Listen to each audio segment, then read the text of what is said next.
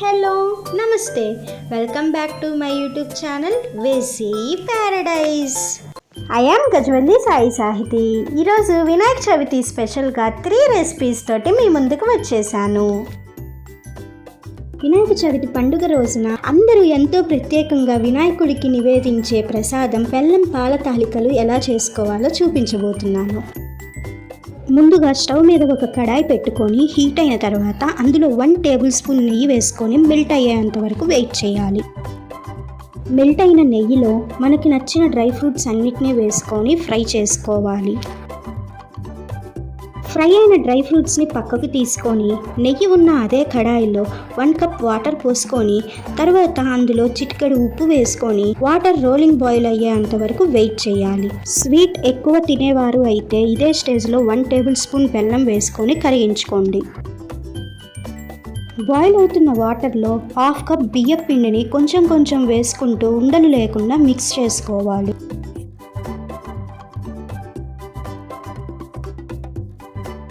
ఇలా దగ్గర పడ్డ బియ్యం పిండిపై 2 మినిట్స్ మూత పెట్టుకొని లో ఫ్లేమ్ మీద వదిలేయాలి. 2 మినిట్స్ తర్వాత మూత తీసి ఒక్కసారి కలుపుకొని స్టవ్ ఆఫ్ చేసుకొని పిండిని చల్లారనివ్వాలి. ఈలోపు ఒక బౌల్ తీసుకొని అందులో 1/3 కప్ బెల్లం, అంటే 1/2 కప్ కంటే తక్కువ 1/4 కప్ కంటే ఎక్కువ బెల్లం తీసుకొని అందులో కొంచెం వాటర్ పోసుకొని బెల్లాన్ని కరిగించుకోవాలి. బెల్లం పాల తాలికలకి ఎలాంటి పాకం రావాల్సిన అవసరం లేదు, బెల్లం కరిగితే సరిపోతుంది. ఇలా సిద్ధమైన బెల్లం పాకాన్ని పూర్తిగా చల్లారనివ్వాలి. ఈలోపు బియ్యం పిండి గోరువెచ్చగా అవుతుంది. ఇప్పుడు తాలికలు రెడీ చేసుకుందాం రండి. ముందుగా చేతికి నెయ్యి రాసుకొని పిండిలో కొంచెం క్వాంటిటీని తీసుకొని బాల్ లాగా చేసుకున్న తర్వాత తాలికల్ని చేసుకోవాలి. ఇక్కడ చూపిస్తున్న విధంగా చేసుకోండి. మీకు చేత్తో తాలికలు చేసుకోవటం కష్టం అనిపిస్తే చక్కెరాల గిద్దతో అయినా చేసుకోవచ్చు.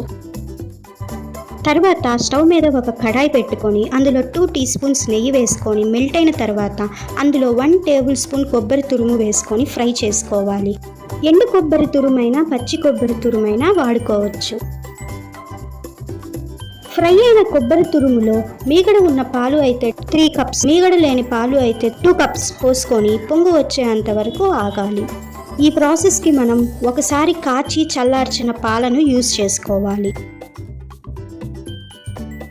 ఇలా పొంగుతున్న పాలను ఒక్కసారి మిక్స్ చేసుకొని ముందుగా రెడీ చేసి పెట్టుకున్న తాలికలను స్లోగా వేసుకోవాలి. తాలికలు వేసుకున్న తర్వాత 2 మినిట్స్ కదిలించకుండా లో ఫ్లేమ్ మీద వదిలేయాలి. 2 మినిట్స్ తర్వాత తాలికల్ని స్లోగా మిక్స్ చేసుకొని మూత పెట్టి 10 మినిట్స్ లో ఫ్లేమ్ మీద కుక్ చేసుకోవాలి. అప్పుడే తాలికలు బాగా కుక్ అవుతాయి.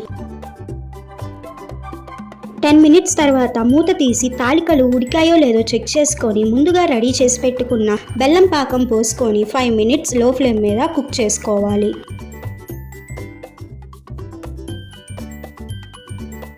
బెల్లం పాల తాలికలు ఇలా కుక్ అయిన తర్వాత స్టవ్ ఆఫ్ చేసుకొని 1 టీ స్పూన్ యాలకుల పొడి, ముందుగా ఫ్రై చేసి పెట్టుకున్న డ్రై ఫ్రూట్స్ వేసుకొని ఒక్కసారి మిక్స్ చేసుకొని సర్వింగ్ బౌల్లోకి తీసుకొని సర్వ్ చేసుకుంటే ఎంతో టేస్టీగా ఉండే బెల్లం పాల తాలికలు రెడీ. రెసిపీ నచ్చిందా? అయితే వెంటనే ఈ వినాయక చవితికి ట్రై చేయండి. If you have any doubts related to recipe ask me in comment box. Vinayaka Chavithi special prasadam and traditional South Indian sweet పూర్ణాలు ఎలా చేసుకోవాలో చూపించబోతున్నాను. వీటినే కొన్ని ప్లేసెస్లో పూర్ణం బూరెలు అని కూడా అంటారు. ఇవి ఆల్మోస్ట్ అందరికీ తెలిసే ఉంటుంది, బట్ నేను ఈజీగా ఎలా చేసుకోవాలో చూపిస్తాను రండి. ఫస్ట్ పూర్ణం పిండి కోసం ఒక బౌల్ తీసుకొని అందులో 1 కప్ పచ్చిపప్పు వేసుకొని 2 టైమ్స్ నీట్గా వాష్ చేసుకోవాలి. తర్వాత అందులో కొన్ని నీళ్లు పోసుకొని అరగంట సేపు నానబెట్టుకోవాలి. 1/2 అవర్ తర్వాత చూస్తే సోక్ చేసి పెట్టుకున్న పచ్చిపప్పు బాగా నానిపోతాయి. ఇప్పుడు వీటిని స్టవ్ మీద పెట్టి మీడియం టు హై ఫ్లేమ్ మీద 8 to 10 మినిట్స్ కుక్ చేసుకుంటే పచ్చిపప్పు సాఫ్ట్గా ఉడికిపోతాయి. ఒకవేళ ప్రెషర్ కుక్కర్ యూజ్ చేసినట్లయితే 3 to 4 విజిల్స్ రానివ్వండి. ఉడికిన పచ్చిపప్పులో నుంచి వాటర్ని సపరేట్ చేసుకొని పూర్తిగా చల్లారనివ్వాలి.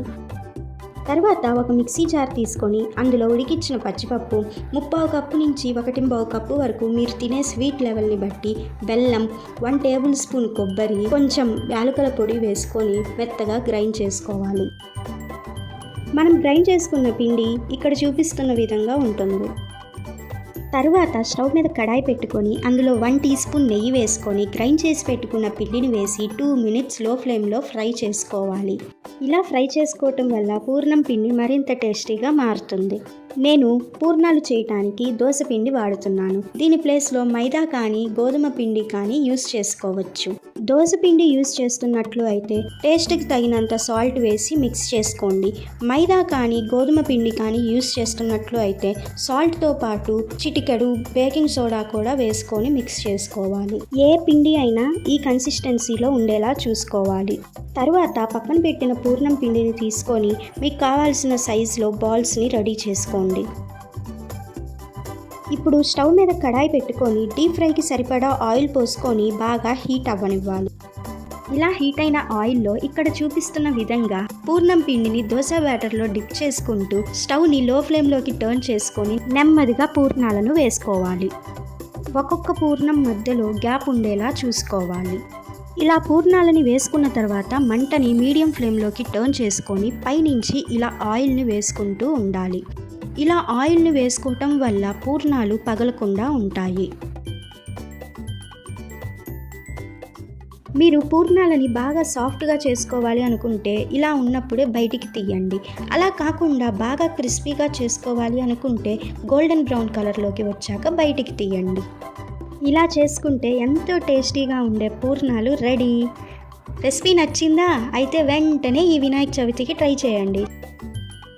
వినాయక చవితి స్పెషల్గా గులాబ్ జామున్ డ్రై ఫ్రూట్ మోదకాలు ఎలా చేసుకోవాలో చూపించబోతున్నాను. వీటికి ఒక్కో ప్లేస్లో ఒక్కో పేరు ఉంది. మహారాష్ట్రలో మోదకాలు మోదక్ అని పిలుస్తారు. తెలుగు భాషలో అయితే కుడుములు అంటారు. కుడుములు మోదకాలు అనగానే ఉడికించుకోవటం, 10 నిమిషాల్లో ఇన్స్టాంట్గా చేసుకోవటం, మౌల్డ్లో చేసుకోవటం గుర్తొస్తూ ఉంటుంది. కానీ మౌల్డ్ ఏమీ లేకుండా ఫ్రైడ్ మోదకాలు ఎలా చేసుకోవాలో ఇప్పుడు నేను మీకు చూపిస్తాను.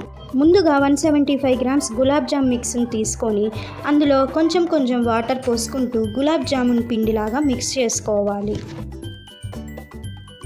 ఇలా మిక్స్ చేసుకున్న పిండికి ఒక 10 మినిట్స్ రెస్ట్ ఇవ్వాలి. తర్వాత స్టవ్ మీద ఒక కడాయి పెట్టుకొని మనకి నచ్చిన డ్రై ఫ్రూట్స్ అన్నీ వేసుకొని డ్రై రోస్ట్ చేసుకోవాలి. నేను బాదం అండ్ క్యాష్యూస్ యూస్ చేశాను. ఇలా ఫ్రై అయిన డ్రై ఫ్రూట్స్ని పక్కకు తీసి అదే కడాయిలో షుగర్ సిరప్ని రెడీ చేసుకోండి. పంచదార క్వాంటిటీ మీకు కావాల్సినంత షుగర్ సిరప్ని బట్టి తీసుకోండి. షుగర్ ఎంత క్వాంటిటీ అయితే తీసుకుంటారో వాటర్ సేమ్ క్వాంటిటీ తీసుకోండి. అప్పుడే షుగర్ సిరప్ పర్ఫెక్ట్గా వస్తుంది.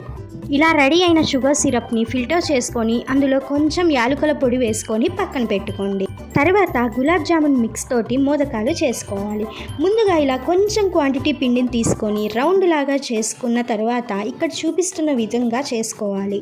ఈ ప్రాసెస్ని ఫాలో అయితే ఎలాంటి మోదకాల మౌల్డ్స్ అవసరం లేదు. ఈజీగా హ్యాండ్తోనే చేసుకోవచ్చు. ఇలా చేసుకున్న తర్వాత ముందుగా ఫ్రై చేసి పెట్టుకున్న డ్రై ఫ్రూట్స్ని చాప్ చేసుకొని వాటిని మధ్యలో పెట్టుకొని మోదకాల షేప్లోకి ఇలా చేత్తో చేసుకోవాలి.